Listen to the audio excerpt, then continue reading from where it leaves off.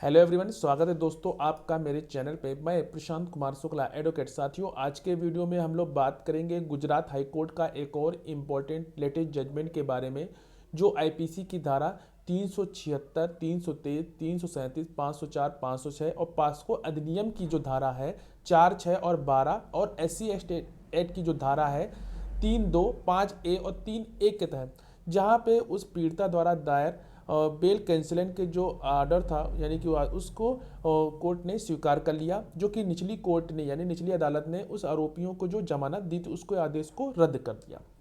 आइए जानते हैं इस इंपॉर्टेंट जजमेंट को। वीडियो शुरू करने से पहले अगर आप मेरे चैनल में पहली बार है, चैनल को जरूर सब्सक्राइब करिए, लाइक करिए, शेयर करिए, कमेंट करना तो मत भूलिएगा। अगर आपकी किसी केस से रिलेटेड कोई भी क्वेरी हो तो कॉल पे भी अपना अपॉइंटमेंट बुक करा सकते हैं। आइए जानते हैं इस इंपॉर्टेंट जजमेंट को।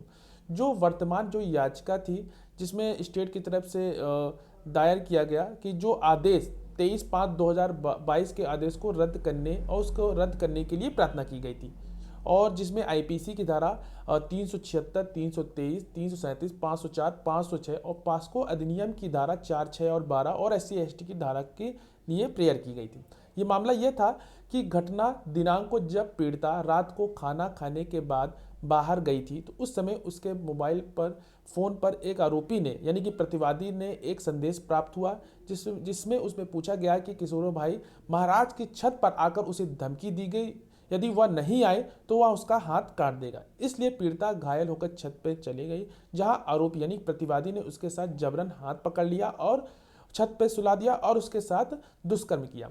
यह भी आरोप लगाया गया कि इसी बीच पीड़िता के जो पिता उसे खोजते हुए छत पर आए, तो आरोपी ने वहां से उनको देखा और वहां से छत से भागा।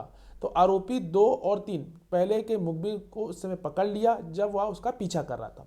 आरोपी ने ईंट से सिर के पिछले हिस्से पर चोट पहुंचाई, साथ ही साथ लात घूंसों से भी वार किया। इसके अलावा जाति के लिए अपमानजनक शब्द कहकर भी उसके पिता को धमकी दी। साथ ही साथ ये भी जो अपराध दर्ज होने के बाद आरोपी को गिरफ्तार कर लिया गया, और उसके बाद 10/1/2024 को उसने एक जमानत आवेदन दायर किया, जिसको स्वीकार कर लिया गया, क्योंकि जो प्रतिवादी थे और प्रतिवादी 2 यानी उनकी जो तामील जो उन्होंने दलील दी वो तामील की गई तथा याचिका को कोई विरोध नहीं किया गया। तो इसके बाद जो स्टेट की तरफ से जो वकील थे, उन्होंने ये तर्क दिया कि निचली जो अदालत ने आरोपी को जमानत देते समय पूरी तरह से अप्रासंगिक विचार की जांच की। उन्होंने आगे ये भी कहा कि जो पास्को अधिनियम के तहत दंडनीय जो जघन्य अपराध में जो आरोपी के खिलाफ लगाए गए हैं, जहां पीड़िता की जो उम्र है वह 14 वर्ष है। उन्होंने आगे ये भी कहा कि भले ही वह आरोपी के साथ यौन संबंध की सहमति से बनी हो, उसकी सहमति दर्ज नहीं किया जा सकता, इसे जमानत देने का आधार नहीं बनाया जा सकता। यह भी एक इंपॉर्टेंट बात स्टेट की तरफ से कही गई। उन्होंने आगे ये भी कहा कि निचली अदालत ने यह भी दर्ज करने में गंभीर त्रुटि की कि पीड़िता की जो उम्र 14 वर्ष की थी और आरोपी के शारीरिक संबंध के लिए सहमति दी। इस तरह के निष्कर्ष पे आदेश को तर्क दिया कि निचली अदालत ने आईपीसी की धारा 376 के साथ पास्को अधिनियम की धारा 4, 6 और 12 के तहत दंडनीय गंभीर अपराध में अस्थिर आधारों और नियमित जमानत देने या इनकार करने की जो अवधारणा से अलग होकर जमानत दी। स्टेट की तरफ से यह भी दलील दी गई कि निचली अदालत ने न केवल जमानत देने में झूठे और अस्थिर कारणों को दर्ज करने में गलती की, उसने गलती मतलब कि जो जजमेंट यानी कि 10/1/2024 का आश्रय ले लिया, यानी कि जो एक इंपॉर्टेंट जजमेंट था अरविंद भाई सेता भाई कुमार खानिया बनाम के मामले में, जहां ये जजमेंट में ये था कि मामले में 17 साल और आरोपी 21 साल का था। दोनों प्रेम प्रसंग में थे। पीड़िता आरोपी के साथ भाग गई थी, विभिन्न स्थानों में रही। ये कारक यानी कि ये जो जजमेंट साइटेट किया गया, उसमें जमानत देने के कम करने के लिए वाले कारक पाए गए।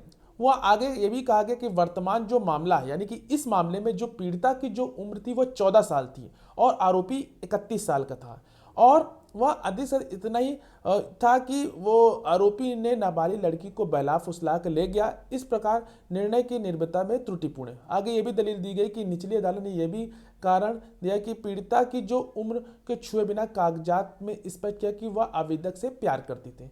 और कोर्ट की तरफ से ये भी इम्पोर्टेंट बात कही गई, स्टेट ने कहा कि जो निचली अदालत की ओर से पूरी तरह से गैर विचार और गैर आवेदन है, क्योंकि जमानत आवेदन पर निर्णय लेते समय इस तरह के विचार पर आधार नहीं बनाया जा सकता।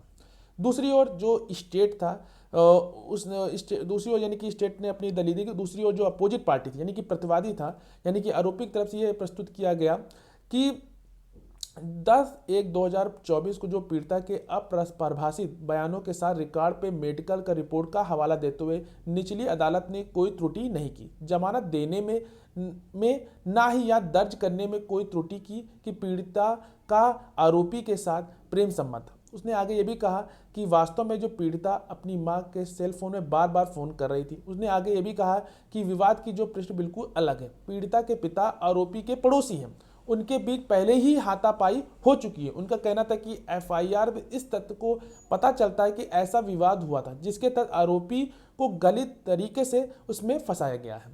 साथ ही साथ जो आरोपी की तरफ से जो वकील थे उन्होंने ये भी तर्क दिया कि जो मेडिकल सर्टिफिकेट का जो हवाला देते हुए कि मेडिकल सर्टिफिकेट में ना तो पीड़िता का प्राइवेट पार्ट पे कोई चोट आई और ना ही डॉक्टर का कोई जबरन कोई ऐसा कोई बयान दर्ज किया गया जो दर्शाता है कि कृत्य में कोई बल नहीं था। उन्हें अभी ये भी बात कही कि मौजूदा जो एफआईआर की जो सामग्री में यानी कि जो एफआईआर वो विरोधाभासी है, जहां ये भी कहा गया कि पीड़िता के साथ जबरन बलात्कार किया गया था। इस प्रकार इस तरह का विरोधाभास प्रथम दृष्टया एफआईआर में तुच्छता का संकेत देता है। ये एक इम्पॉर्टेंट बात मतलब कि आरोपी की तरफ से जो वकील ने न्यायालय के समय प्रस्तुत की।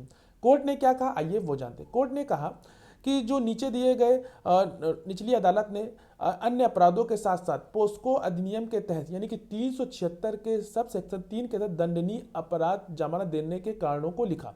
जमानत देने के लिए निचली अदालत ने इस बात पर विचार किया कि पीड़िता का शारीरिक संबंध में सहमति देने वाली पार्टी थी और ट्रायल कोर्ट की मान्यता के अनुसार पीड़िता और आरोपी के बीच शारीरिक संबंध साबित हुआ जिसमें पीड़िता सहमति देने वाली पार्टी थी। इसमें कोई शक नहीं कि पीड़िता की उम्र 14 साल है, लेकिन निचली अदालत ने पीड़िता और आरोपी के बीच प्रेम प्रसंगों को दर्ज किया।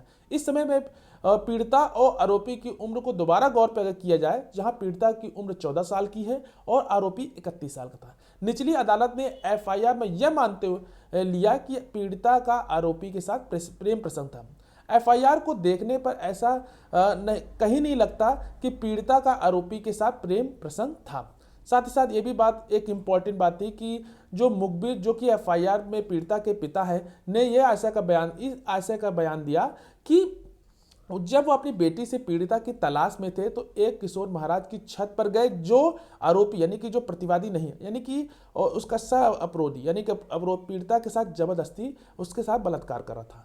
जब यह एक इम्पॉर्टेंट जजमेंट जो कि 10/1/2024 को साइटेड किया गया कि बेटी को बचाने के लिए क्या जो तो आरोपी उसे पीछे धकेल दिया, यानी कि पहले मुखबिर को धक्का दिया गया जब वह वहां से कूद गया और घटना के बारे में पीड़िता का बयान एफआईआर से पता चलता है, जिसमें उसने स्पष्ट रूप से कहा है कि आरोपी ने जबरन उसके साथ रिलेशनशिप में बनाया। यह शब्द एफआईआर में आ रहे हैं और यह दुर्भाग्यपूर्ण है कि ट्रायल कोर्ट ने एफआईआर को अलग तरीके से पढ़ा। इस तरह अदालत ने किसी तरह के एफआईआर को इस तरह से पढ़ने की अनुमति नहीं दी थी। ये कोर्ट ने एक इम्पॉर्टेंट बात कही। साथ ही साथ ये भी कहा कि पीड़िता आरोपी की भी प्रेम प्रसंग था, लेकिन प्रथम दृष्टया जो एफआईआर का जो शाब्दिक अर्थ यानी कि पॉस्को अधिनियम के तहत जो अपराध के साथ आईपीसी की जो धारा है 376 के तहत अपराध का आरोप का वो समर्थन करते हैं। तो ये एक इम्पॉर्टेंट बात इस जजमेंट में कोर्ट ने कही। तो जहां जो आरोपी को निचली ट्रायल कोर्ट द्वारा जो जमानत दी गई थी उसके आदेश को रद्द कर दिया। तो ये एक इम्पॉर्टेंट जजमेंट जो हाल ही में गुजरात हाई कोर्ट का आया है। आशा करते हैं ये जजमेंट आपको समझ में आया होगा। अगर आपकी क्वेरी हो तो आप कमेंट बॉक्स में पूछिएगा। इस जजमेंट अगर आपको समझना है तो डिस्क्रिप्शन बॉक्स में मैं इसका केस टाइटल और क्राइम नंबर दे दूंगा। तो आशा करते हैं ये वीडियो अच्छा लगा। मिलते हैं एक next video next judgement series के साथ। तब तक के लिए धन्यवाद।